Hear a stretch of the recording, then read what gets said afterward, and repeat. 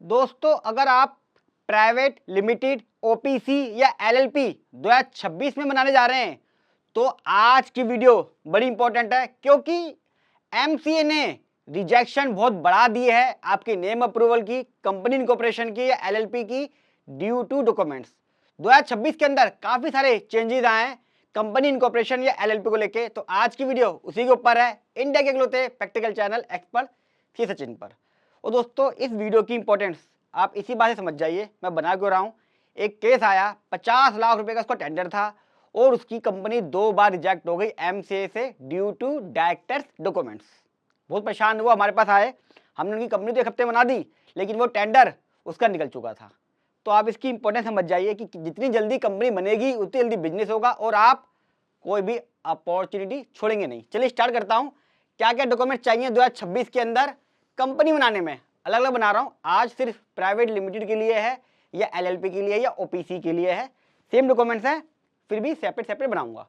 और private limited आपके दिमाग में अगर आ रहा है, पूरी प्ले लिस्ट है, एक एक वीडियो, कंपनी कैसे बनानी है, कंपनी कैसे काम करती है, कंपनी पे टैक्स कैसे निकलता है, एम्प्लॉय कैसे हायर करते हैं, डायरेक्टर क्या होता है, शेयर होल्डर क्या होता है, authorise capital, share capital, registered office क्या रखें, एमसीए में क्या रखें, जीएसटी कब लें, बैंक अकाउंट कैसे खोलें।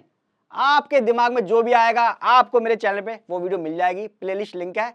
तो अगर सोच रहे हो सारी वीडियो 2-2 बार देखना, लाख होगा नहीं करोड़ का फायदा होगा। चलिए स्टार्ट करता हूं, किसकी बात कर रहा हूं। अगर कंपनी के अंदर डायरेक्टर और शेयर होल्डर हैं तो उनके डॉक्यूमेंट सेम रखेंगे।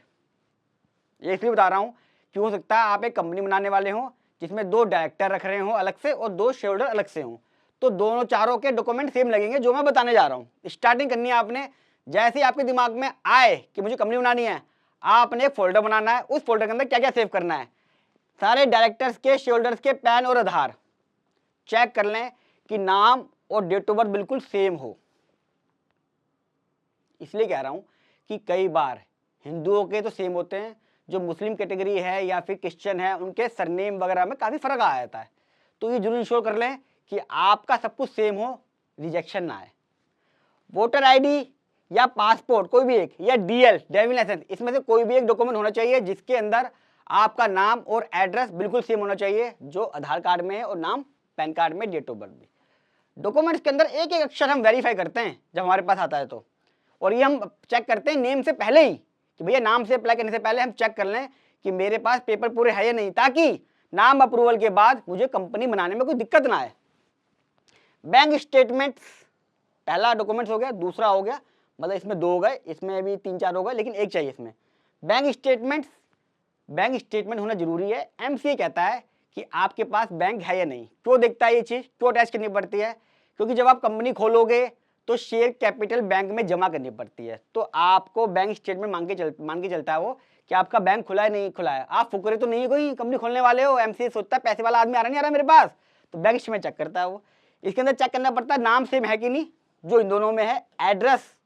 एड्रेस प्रूफ में काम आता है ये। तो जो आप एड्रेस बैंक स्टेटमेंट में दोगे वही एड्रेस आपका डिन में भी आएगा। हम ये पूछ लेते हैं क्योंकि आदमी रह कहीं रहा होता है ना, एड्रेस कहीं और का होता है, बहुत चीज़ होती हैं। और ये 2 महीने से ज़्यादा पुरानी नहीं होनी चाहिए, ये चेक कर लें।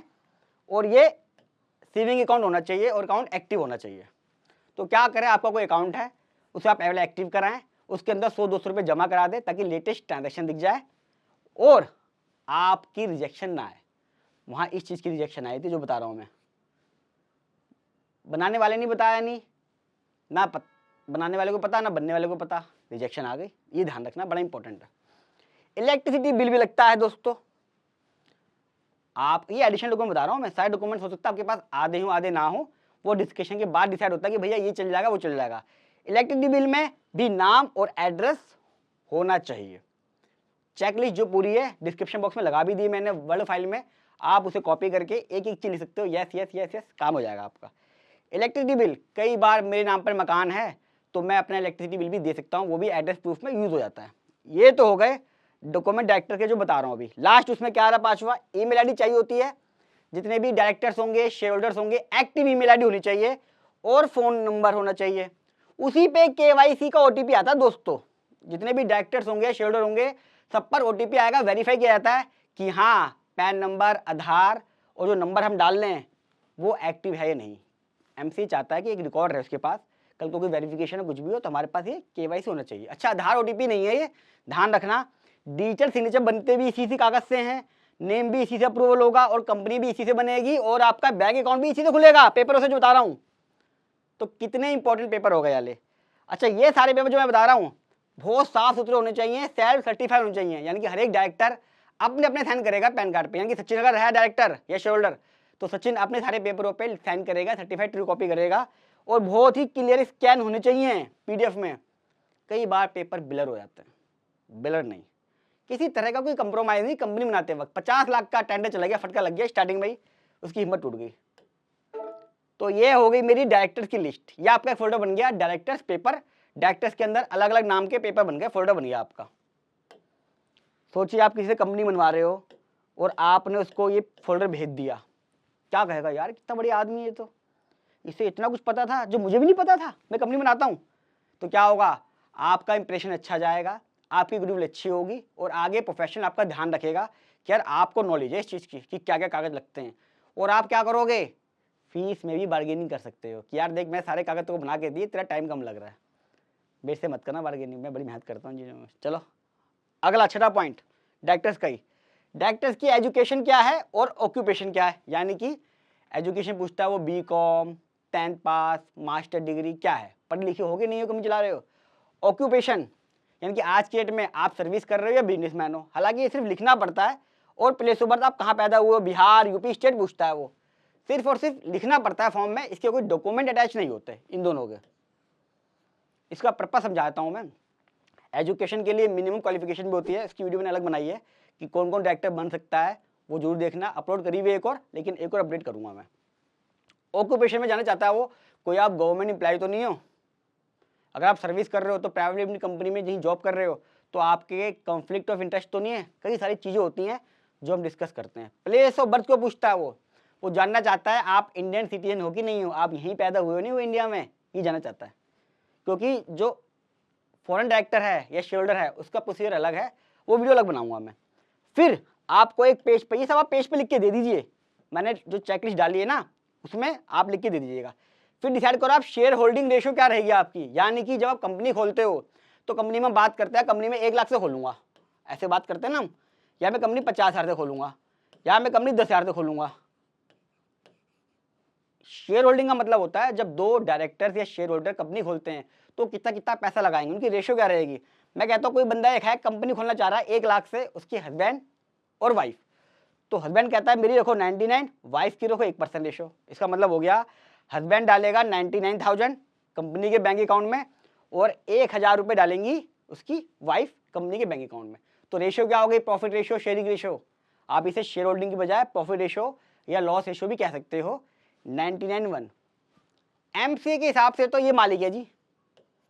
और प्रैक्टिकली बात करूँ तो जो 1% वाली वाइफ है असली मालिक तो बॉस यही है। 1% भले ही हो, लेकिन अगर कोई भी अपनी वाइफ को 1% बनाए तो गुस्सा करना, कहते भाई गलत बात है ये। या 50-50 सकते हो, अगर 50-50 होगा 1 लाख में ही तो इसमें क्या रहेगा 50,000 दोनों हस्बैंड वाइफ जमा कराएंगे। ये डायरेक्टर 50,000 रहा तो 25,000 रुपये बैंक अकाउंट में, 10,000 रहा तो 5,000 रुपये। इसकी वीडियो मैंने अलग बनाई है कि ये कितनी रखें, बहुत इंपॉर्टेंट है ये।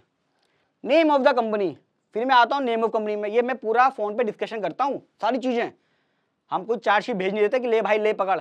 मैं फोन पे पर्सनली बात करता हूँ और एक एक चीज़ डायरी पे लिखता रहता हूँ बैठ के कि हाँ ये इतना, ये इतना, ये इतना, इतना, ऐसे ऐसे करके। अब आते नेम, 4 से 5 कंपनी के नाम आपको डिसाइड करने पड़ेंगे।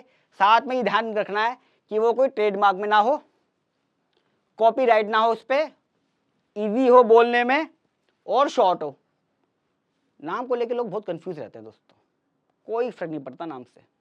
नाम आसान होना चाहिए, हमेशा शॉर्ट होना चाहिए, कॉपीराइट ना हो, ट्रेडमार्क ना हो। लोग जो आप लोग गूगल पे सर्च मारते हो ना, MC सर्च मारते हो, वो किसी काम का नहीं है, उससे आप कभी पकड़ नहीं सकते। बहुत सारे इसमें कॉम्बिनेशन हम लगाते हैं, हम चेक करते हैं, तो बड़ा मुश्किल रहेगा आपके लिए। और हम नाम में भी हेल्प करते हैं कि नाम कैसे मिले। फिर अगला आता हूँ ऑब्जेक्ट ऑफ अ कंपनी। 40 से 50 शब्दों के अंदर आप जिससे भी कंपनी बनवा रहे हो उसको लिख के दीजिए। उसके बाद हम क्या करते हैं, हम उन शब्दों को डिस्कशन करते हैं और उसको अलग अलग ऑब्जेक्ट में डिसाइड कर देते हैं। यानी कंपनी किस लिए खोल रहे हैं हम, क्या वो आगे भविष्य में क्या करेगा, स्टार्टअप भी लेगा, फंडिंग भी लेगा, है ना, और क्या क्या काम कर सकता है। कई सारी चीज़ों का ध्यान इस ऑब्जेक्ट को डिसाइड करते वक्त बनाया जाता है। बेबस कंपनी आती है, एक लाइन लिखी होती है, सिर्फ एक लाइन, सिंगल लाइन, 40 शब्दों के ऊपर, बताओ ऑब्जेक्ट के अंदर। ओ भाई कौन कंपनी बना रहा है, ऐसे मुझे समझ नहीं आ रहा। फिर हम डिसाइड करते हैं कि कितनी रहेगी ऑथराइज, कितनी रहेगी पेड अप। ऑथराइज क्या होता है, जो आप भविष्य में पैसा कंपनी में डाल सकते हो, और पेड अप जो आपको इमीडिएटली डालना है। इसके ऊपर मैं वीडियो बना चुका हूँ, प्रैक्टिकली है, जरूर देखना, डिस्क्रिप्शन में लिंक भी है, और नहीं बनाऊंगा 2026 के हिसाब से भी, तो चैनल को सब्सक्राइब कर लें। ये मेरे खत्म हो गए अब डायरेक्टर्स के डॉक्यूमेंट्स, आपके डायरेक्टर्स के डॉक्यूमेंट्स पूरे हो गए, डिटेल पूरी हो गई। अब आता हूं मैं मेन चीज, कंपनी में दो ही पार्ट हैं, एक तो डायरेक्टर्स के डॉक्यूमेंट्स और एक रजिस्टर्ड ऑफिस, बहुत इंपॉर्टेंट है। मैं जब कंपनी बनाता हूं दोस्तों, मेरा सबसे ज्यादा फोकस रहता है इस पॉइंट पे रह के कि रजिस्टर्ड ऑफिस क्या रखना है। इतनी ज्यादा कॉम्प्लिकेशन होती है, यकीन मानिए, मुझे नहीं पता बाकी लोग कैसे बनाते हैं, इसमें सबसे ज्यादा डिस्कशन करता हूं मैं, क्योंकि ये एक बार फिक्स हो गया, आपको जीएसटी के अंदर, ट्रांसपोर्टेशन के अंदर बहुत जगह दिक्कतें आती है अगर गलत डिसाइड हो गया तो। चलिए, अब इसमें क्या क्या हो सकता है। आप रजिस्टर्ड ऑफिस अपने घर का रखना चाह रहे हो, आपका अपना हो सकता है, या किसी फैमिली मेंबर के नाम से हो सकता है, या किसी फ्रेंड के घर पे रखना चाह रहे हो, या आप रेंट पर लेना चाह रहे हो। ये 4 केस बन सकते हैं, 5वां तो मुझे याद नहीं आ रहा। अब इसमें क्या होगा, अगर आपका अपना है, यानी कि मैं सचिन हूँ, मैं एक कंपनी बनाना चाह रहा हूँ, मैं उसमें डायरेक्टर होऊंगा, और जो घर है वो मेरे नाम पे ही है, तो मैं मान के चलूँ बिजली का बिल भी मेरे नाम पे ही होगा। तो मैं क्या करूँगा, लेटेस्ट इलेक्ट्रिसिटी बिल 2 महीने से ज़्यादा पुराना ना हो, और वो लाल नहीं होना चाहिए, बिल पेड होना चाहिए। बिल अगर पेड नहीं हुआ तो दिक्कत आएगी। छोटी सी बारीकियां हम ध्यान रखते हैं। और साथ में एक मैं एनओसी लिख के दूंगा कि मैं सचिन हूँ, मैं इस घर का मालिक हूँ, मैं इस घर पे कंपनी खोलना चाह रहा हूँ, और मुझे कोई ऑब्जेक्शन नहीं है अगर मेरा घर जो है पर्सनल, वो कंपनी के अंदर एक रजिस्टर्ड ऑफिस रख सकूँ। तो इसका एनओसी भी डिस्क्रिप्शन बॉक्स में लगा दिया है, आप उसको यूज कर सकते हो, पढ़ सकते हो। कितनी हेल्प करता हूँ मैं आपकी, लाइक कर दो यार। दूसरा, फैमिली और फ्रेंड वाला हो सकता है कि मैं सचिन हूं, जो कि मैं हूं, जो घर है वो मेरे फादर के नाम पर है, अब मेरे नाम पे तो नहीं है, लेकिन मेरे फादर मुझे अलाउ तो कर सकते हैं। या मैं अपने दोस्त के यहाँ पे रहता हूँ, दोस्त को रेंट पे करता हूँ, या नहीं भी पे कर सकता हूँ, प्यार मोहब्बत में रहता हूँ, और मेरा दोस्त कह रहा है कि यार तू खोल ले। बिहार में रहता है जो कंपनी है, जो बंदा है डायरेक्टर, वो कंपनी खोलना चाहता है दिल्ली में, दिल्ली के नाम से, क्या दिल्ली में का नाम रखना चाहता हूँ रजिस्टर्ड ऑफिस में, और दिल्ली में उसका एक दोस्त है, उसने दोस्त से बात करी, यार तेरे घर को दिखा दो रजिस्टर्ड ऑफिस, उसने कहा दिखा दे यार।